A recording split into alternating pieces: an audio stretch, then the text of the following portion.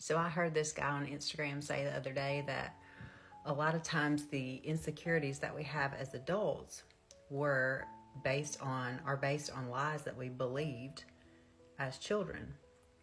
And we know that a lot of times any issues that we might seek therapy for as adults are from trauma or things that we experienced as children. So that made sense.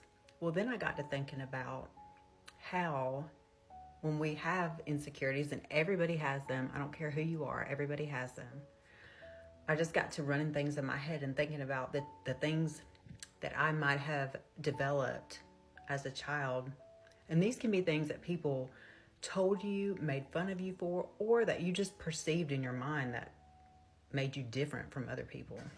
So when I was younger, I'm 45 now, so I am 5'7", and I was basically this height like in the 3rd grade. And I have large feet. I wear size 10. And I basically had those large feet very young, also in like 3rd or 4th grade. I had glasses, and they were like about this thick. And I was kind of just awkward and weird. And this deep voice that I had as a kid. So, like, through most of my life, I always believed that I talked too deep. Like, I didn't like my voice. I always felt like big and weird and awkward. Like, even when I went somewhere and somebody would say, "Oh, you're so petite," or "You're so, like, small," and I'd be like, what are they talking about? Like, no, I'm not. I'm weird. I stand out, stick out, you know? So, but as you give more of your life to Christ and you give him any and all of those insecurities by realizing how much you're worth to him and that everything about you, he created that on purpose, you learn to like the person that he created and like all the quirks and the big feet and the awkwardness and all those other things that you hated for so long. And you know what is amazing about that?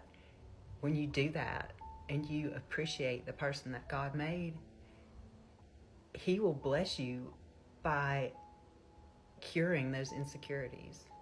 Like, for example, I have had many people message me and say, like, I just love your voice so much. It's comforted me so many times to listen to you read the Bible or whatever. And I was like, that's crazy. I always hated my voice. But you see, God took it and he turned it around and he blessed me by accepting the person that he created. So it's awesome if you just give those things to God and commit to serving him. He will show you why he gave you all those things that you've always thought were so different. I love y'all.